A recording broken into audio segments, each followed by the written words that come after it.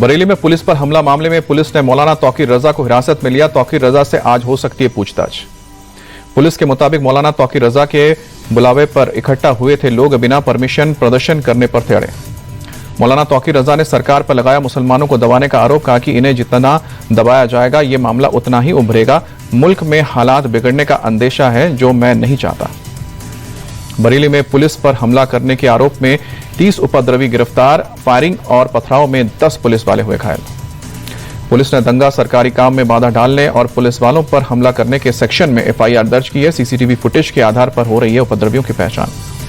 बरेली में तनाव को देखते हुए भारी संख्या में पुलिस फोर्स तैनात। प्रशासन ने लोगों से अफवाह और गलत जानकारियां से बचने की अपील की है। बरेली हिंसा पर डीआईजी अजय कुमार साहनी का बड़ा दावा। पुलिस पर सुनियोजित तरीके से हुआ हमला, पथराव के साथ फायरिंग भी हुई।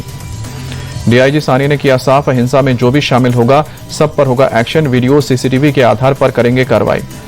उत्तर प्रदेश सरकार में मंत्री सुरेश कुमार खन्ना का बयान। बोले, योगी सरकार में किसी को भी कानून अपने हाथ में लेने की इजाजत नहीं। यूपी के सीएम योगी आदित्यनाथ ने उपद्रवियों को दी कड़ी चेतावनी। कहा कि दशहरा बुराई और आतंक के दहन का प्रतीक है और उपद्रवियों पर कार्रवाई का यही सही समय है।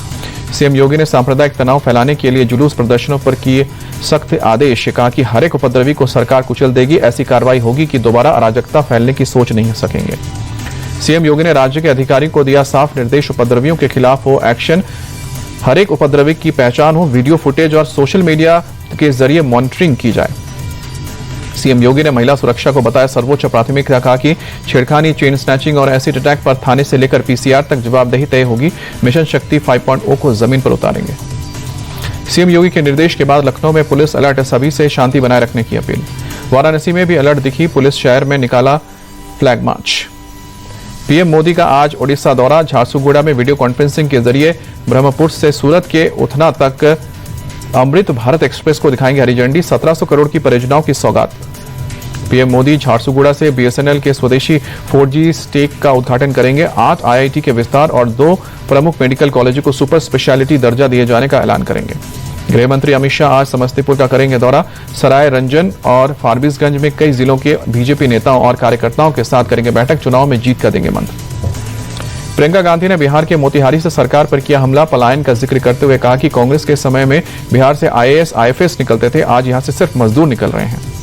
प्रियंका गांधी का कांग्रेस के 70 साल के सवाल पर जवाब। कहा कि कांग्रेस ने आपके अधिकारों को मजबूत किया, आपका वोट मजबूत किया। बिहार के डिप्टी सीएम सम्राट चौधरी का बयान। कहा कि मोदी नीतीश के राज में बिचौलियों का खेल खत्म, सीधा पैसा ट्रांसफर हो रहा है। घुसपैठ के मुद्दे पर असदुद्दीन ओवैसी ने केंद्र सरकार को घेरा। सीमांचल की जनता को बदनाम किया जा रहा है। यूएन महासभा में शहबाज शरीफ के झूठ पर भारत का करारा जवाब। कहा कि ऑपरेशन सिंदूर में पाकिस्तान के कई एयरबेस हुए तबाह, सेना ने कई पाकिस्तानी आतंकियों को मार गिराया। भारत ने कहा शहबाज शरीफ ने यूएन में आतंकवाद का महिमा मंडन किया है, यह उनकी विदेश नीति का केंद्र बिंदु है। भारत की स्पष्ट नीति आतंकवाद के खिलाफ जीरो टॉलरेंस। यूएन में भारतीय राजनयिक पटेल गहलोत ने पाकिस्तान को बताया आतंकवाद का संरक्षक। कहा कि लादेन को पाक ने 10 साल तक पनाह दी, आतंकवाद को फैलाना उनकी परंपरा। लद्दाख के सामाजिक कार्यकर्ता सोनम वांगचुक को जोधपुर सेंट्रल जेल लाया गया। हाई सिक्योरिटी वार्ड में 24 घंटे सीसीटीवी कैमरों की निगरानी में रखे गए। सोनम वांगचुक को राष्ट्रीय सुरक्षा कानून के तहत लेह में किया गया गिरफ्तार। सोनम की गिरफ्तारी के बाद लेह में इंटरनेट सेवा की गई है बंद। सोनम वांगचुक की गिरफ्तारी के बाद लेह में इंटरनेट सेवा की गई बंद। लेह में बीएनएस की धारा 163 लागू की है और बिना इजाजत किसी भी तरह के प्रदर्शन या रैली पर रोक है। सोनम वांगचुक की गिरफ्तारी के बाद सियासी हलचल तेज। दिल्ली में आम आदमी पार्टी ने जंतर मंतर पर कैंडल मार्च निकालकर विरोध जताया।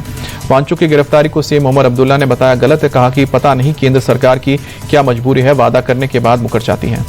सोनम वांगचुक की गिरफ्तारी को कांग्रेस ने बताया गलत। गुलाम अहमद मीर बोले उन्होंने खुद को लद्दाख के लिए समर्पित किया। दिल्ली के मंगोलपुरी में 10वीं के छात्र की हत्या। स्कूल के बाद बाहरी लड़कों ने की थी मारपीट। पुलिस ने आरोपियों को पकड़ा, सभी आरोपी नाबालिग। एशिया कप में भारत का विजय अभियान जारी। सुपर 4 के आखिरी मैच में सुपर ओवर में श्रीलंका को हराया। श्रीलंका ने सुपर ओवर में 3 रनों का लक्ष्य दिया था। भारत ने पहली गेंद पर ही हासिल की